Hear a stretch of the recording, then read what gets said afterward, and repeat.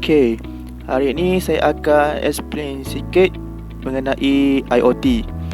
IoT ni ialah singkatan dari Internet of Things.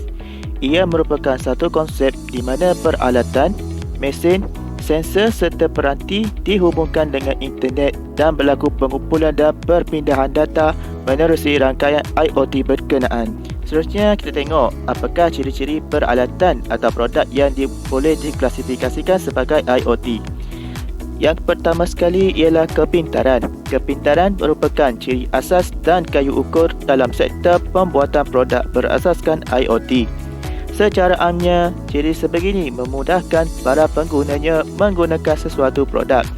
Yang kedua ialah penyambungan. Penyambungan dalam ciri IoT yang menjurus kepada penyambungan rangkaian tanpa wayar yang dikenali sebagai Wi-Fi. Yang ketiga ialah pengesanan. IoT tidak sempurna tanpa sensor atau ciri pengesan yang akan mengesan atau mengukur sebarang perubahan dalam persekitaran untuk menghasilkan data yang boleh melaporkan sesuatu status, bahkan ia boleh berinteraksi dengan alam sekitar. Yang keempat ialah keselamatan. Produk IoT menawarkan faedah yang berpotensi kepada penguatkuasaan undang-undang dan keselamatan awam. Tetapi undang-undang dan tanggapan masyarakat perlu dipertimbangkan dengan teliti. Jelas, peranti IoT dan data yang dihasilkan dapat digunakan sebagai alat yang berkesan untuk memerangi jenayah. Dan yang terakhir sekali ialah tenaga. Tenaga adalah sumber yang amat penting bagi teknologi IoT. Oleh itu, pengurusan dan pemeliharaan tenaga yang cekap dan bijak perlu dititik beratkan. Kini telah banyak produk keluaran IoT yang menjimatkan penggunaan tenaga di pasaran global.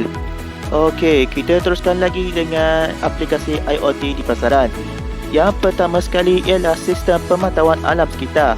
Okey, aplikasi ini menggunakan sensor khas yang dihubungkan dengan internet untuk mengawasi alam sekitar dengan memantau kualiti udara dan air, keadaan atmosfera atau tanah dan meninjau serta merekodkan pergerakan binatang liar dan habitatnya.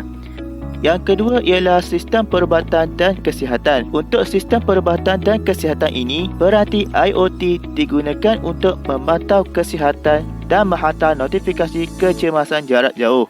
Yang ketiga ialah sistem automasi bangunan dan rumah.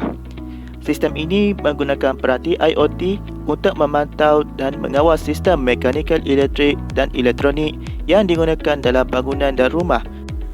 Dan yang terakhir sekali ialah sistem pengangkutan. Untuk sistem ini, peranti IoT digunakan untuk membantu mengintegrasikan komunikasi kawalan dan pemprosesan maklumat untuk pelbagai sistem pengangkutan. Okey, seterusnya kita lihat kelebihan-kelebihan IoT ini kepada pengguna. Antaranya ialah yang pertama, data. Semakin banyak maklumat yang diperoleh menyebabkan pengguna lebih mudah untuk menentukan sama ada perkara tersebut betul atau salah. Yang kedua ialah masa.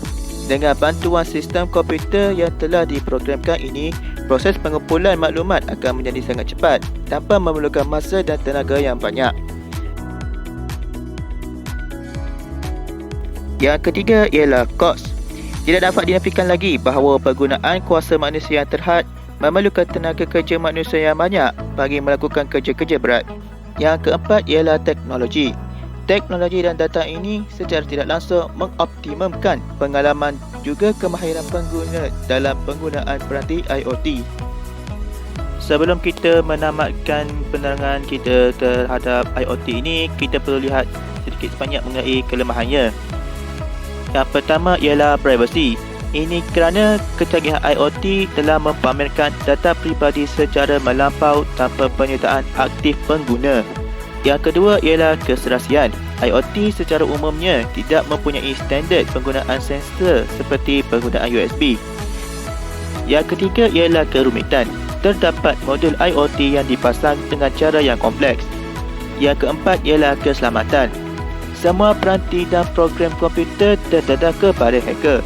Oleh itu, biasanya ia memerlukan pakar untuk memastikan peranti IoT selamat daripada serangan hacker.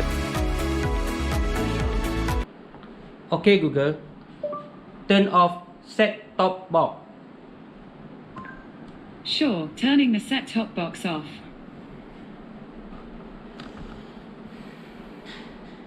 Okay Google, Turn on chandelier. Okay, turning on the chandelier. Okay Google, turn off box lighting.